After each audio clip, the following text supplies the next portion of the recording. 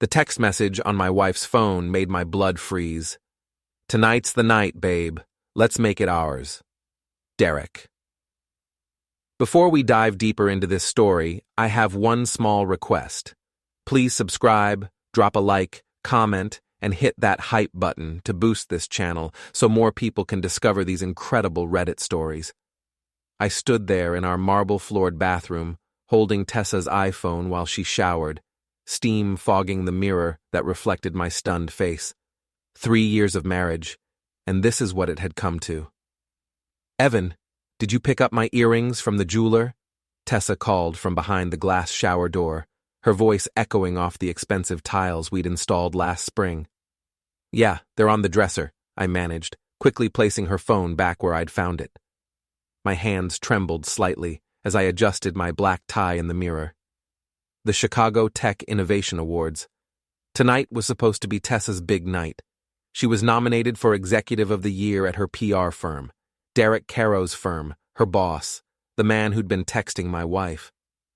"You know, Tess," I said, trying to keep my voice casual as she stepped out of the shower, wrapping herself in our plush white towel. "Just remember what we talked about. If you win tonight, keep the speech simple. Thank the team, thank me, move on." She paused, water droplets still clinging to her shoulders. "Evan, you worry too much. I know how to handle myself at these things." "Do you?" The words came out sharper than I intended. "Because last time you got up there, you forgot to mention the husband who's been supporting your career for 3 years while you worked late nights with Derek." Tessa's green eyes flashed. "Those weren't just late nights, Evan. Derek and I have been building something revolutionary. The Morrison account alone brought in $2 million this quarter." "Right. Building something." I straightened my cufflinks, expensive ones she'd bought me for our anniversary. "Just don't embarrass me tonight, Tess.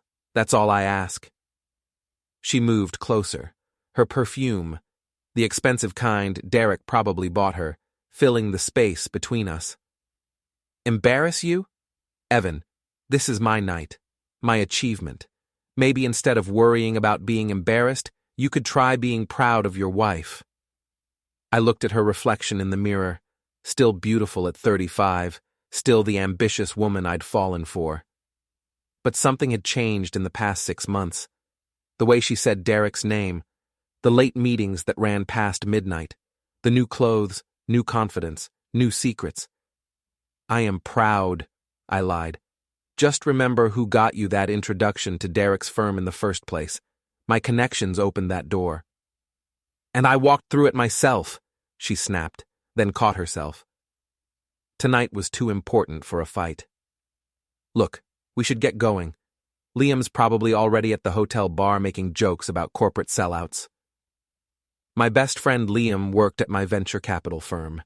He'd been making increasingly pointed comments about Tessa's behavior lately, though he was too loyal to say what he really thought. As we rode the elevator down from our 20th floor condo, I watched Tessa check her phone. Her fingers moved quickly across the screen, typing something to someone, probably Derek. "Everything okay?" I asked, just confirming details for tonight. She didn't look up. The elevator dinged softly as we reached the parking garage. My Tesla sat gleaming under the fluorescent lights, a symbol of the success I'd built in Chicago's tech investment scene. Success that had funded Tessa's designer dress, her career networking events, her new lifestyle. Success that apparently wasn't enough to keep her faithful. "Evan," she said as I started the car, "whatever happens tonight, just trust me, okay? I know what I'm doing." I pulled out of the garage into Chicago's evening traffic, skyscrapers glittering around us. "That's exactly what I'm afraid of, Tess." She was quiet for the rest of the drive, staring out at the city lights, probably thinking about Derek and whatever they had planned for tonight. I gripped the steering wheel tighter and tried to prepare myself for the humiliation that was coming. I had no idea I was about to become the most dangerous man in that hotel ballroom. The grand ballroom at the Palmer House buzzed with Chicago's tech elite. Crystal chandeliers cast warm light over tables filled with venture capitalists, startup founders, and PR executives. I sat at table 12, watching Tessa work the room in her emerald dress, the one that cost more than most people's monthly rent. "She looks happy," Liam observed, sliding into the seat next to me. My best friend since college, he ran business development at my firm. Glowing even. Must be all those late nights with Derek paying off. "Careful, Liam. I'm just saying, when's the last time she looked at you like that?" He nodded toward the front of the room, where Tessa was laughing at something Derek Carrow was whispering in her ear. Derek. 44. Silver-haired, the kind of confident that came from never having to worry about money or consequences. His wife Ava sat at their table, looking bored and nursing what appeared to be her fourth martini. "Ladies and gentlemen," the MC announced, "the nominees for Executive of the Year are—" I barely heard the other names. When they called Tessa's, she stood gracefully, waving to the crowd. The camera caught her smile, projected it onto the massive screens flanking the stage. She looked radiant, victorious, like she'd already won something bigger than an award. "And the winner is Tessa Blackwell." The applause was thunderous. I stood with everyone else, clapping mechanically, as my wife glided toward the stage. She hugged Derek before heading up the steps, a long, intimate embrace that lasted several beats too long. I saw phones come out around the room, capturing the moment. "Thank you so much," Tessa began, her voice carrying clearly through the ballroom's sound system. "This award represents not just my work, but the incredible partnership I've found at Carrow Communications." Standard stuff so far. I relaxed slightly. When I joined Derek's team 2 years ago, I thought I knew what I was capable of. But Derek saw something in me that I didn't even see in myself. He believed in my vision, supported my ideas, and gave me the freedom to become the executive I was meant to be.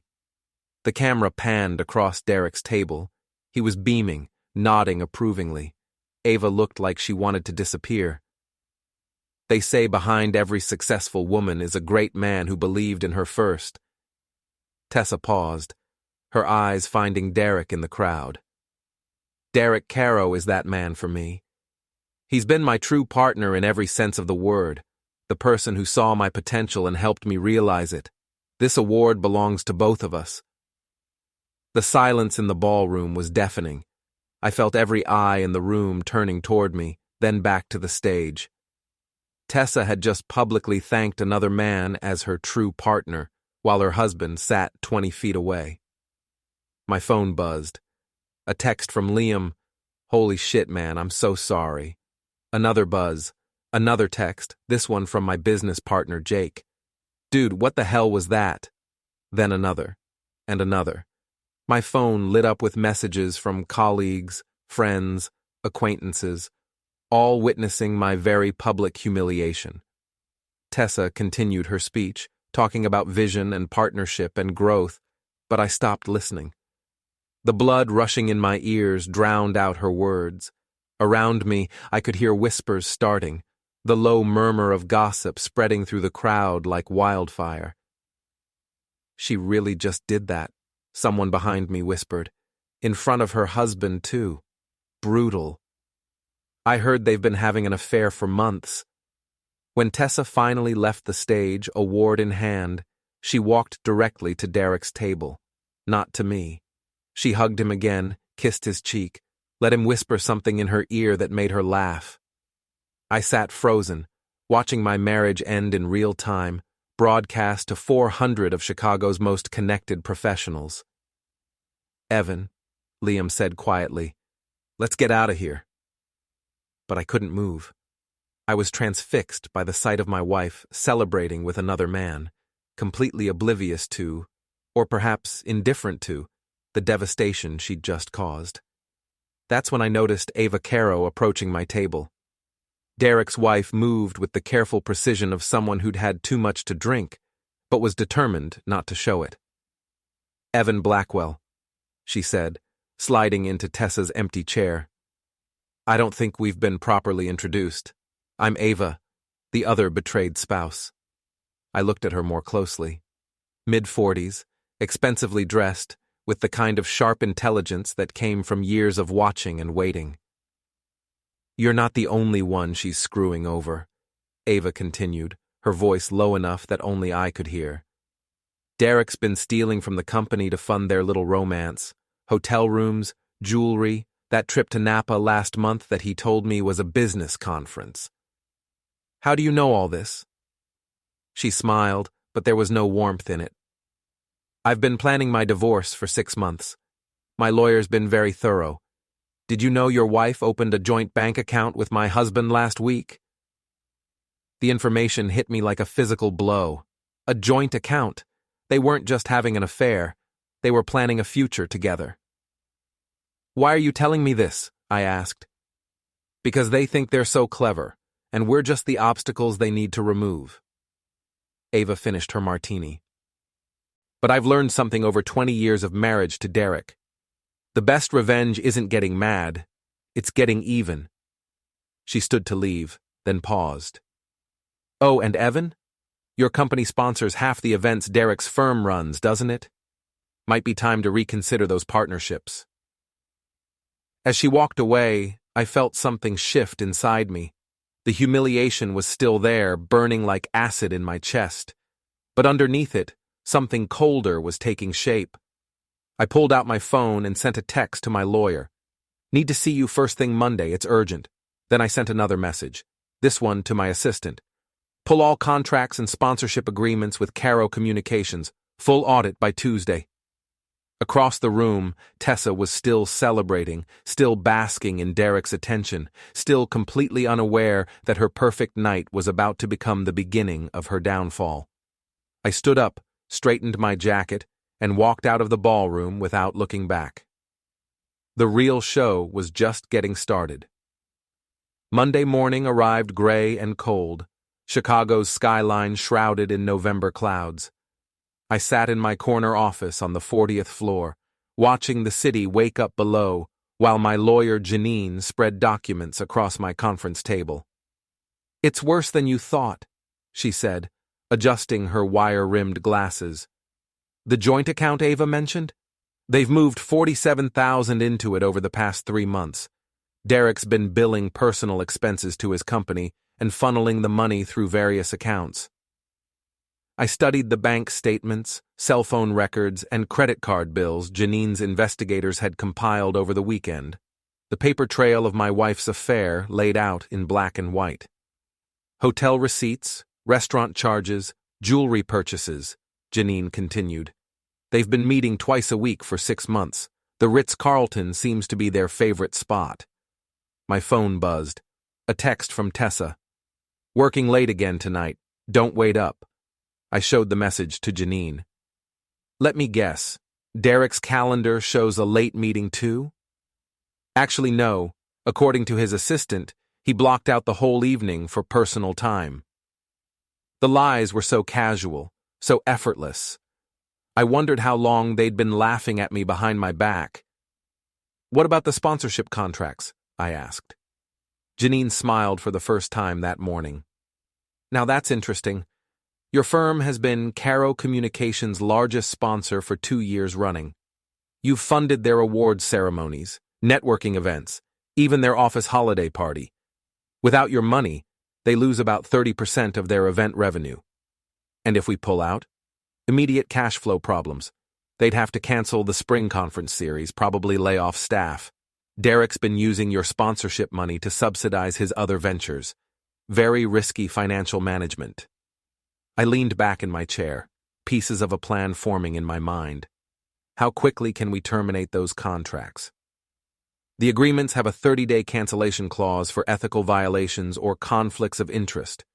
Given that Derek is having an affair with the wife of his primary sponsor, she shrugged. "I'd say that qualifies." "Do it. Send the termination letters today." "Evan, are you sure? This will cause significant damage to their business." I thought about Tessa's speech, the way she'd looked at Derek while humiliating me in front of 400 people. "I'm sure." After Janine left, I called Liam into my office. My best friend looked tired, like he'd spent the weekend worrying about me. "How are you holding up?" he asked. Better than expected.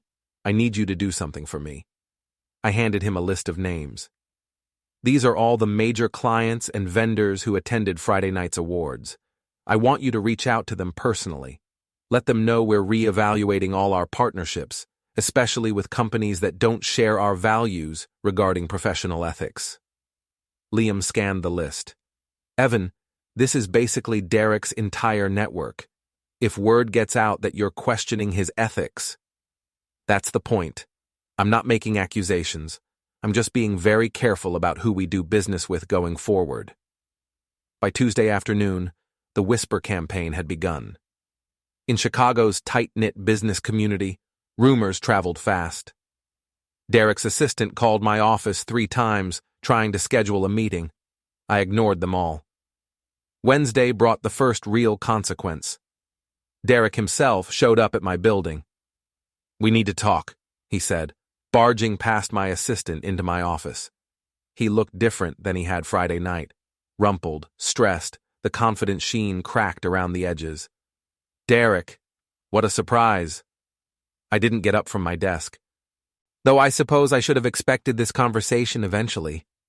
"What the hell are you trying to do to me, Blackwell? Half my clients are suddenly reviewing their vendor relationships. My spring conference just lost 3 major sponsors. What's your game here?" I studied him calmly. "I'm not sure what you mean. My firm is simply being more selective about our partnerships. We want to work with people who share our values." "Values?" Derek's face reddened. "This is about Friday night, isn't it? About Tessa's speech?" "What about it?"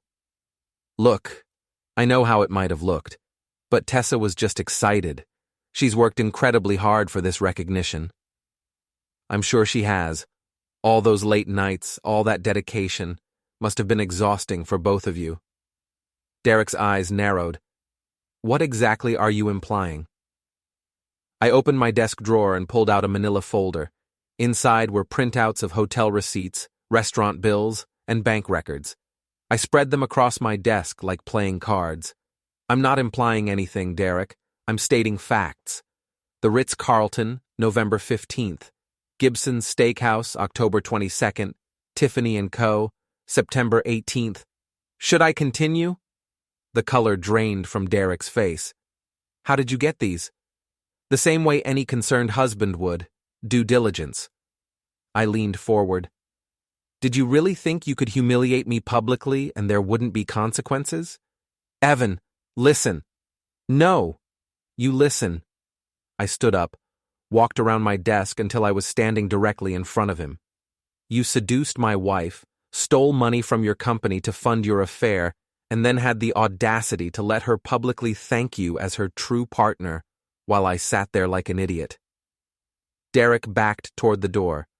"This is between Tessa and me. It's not about business." "Everything is about business, Derek, and your business is about to get very difficult." "Are you threatening me?" "I'm educating you. See, the thing about Chicago's business community is that reputation matters. Trust matters. And when people start questioning whether they can trust you professionally," I shrugged. "Well, that tends to spread." Derek's phone rang. He answered it without taking his eyes off me. "What? When? How many?" His face went white. "I'll be right there." He hung up and looked at me with something approaching fear. That was my office. 3 more clients just canceled their contracts. My biggest investor wants an emergency meeting. "Sounds stressful. Maybe you should focus on fixing your professional problems instead of destroying other people's marriages." Derek started to say something, then stopped. He turned and walked out of my office without another word. I sat back down and opened my laptop. It was time for phase 2 of my plan. I pulled up the contact information for the Chicago Business Journal's gossip columnist, a woman named Patricia Chen, who'd built her career on exposing the affairs and scandals of the city's elite. "Patricia, this is Evan Blackwell. I have a story you might find interesting." By Thursday evening, Derek's world was crumbling. His wife had filed for divorce. His company was hemorrhaging clients. and the business community was buzzing with rumors about financial impropriety and extramarital affairs. But I wasn't done yet. Not even close. The best part was still to come.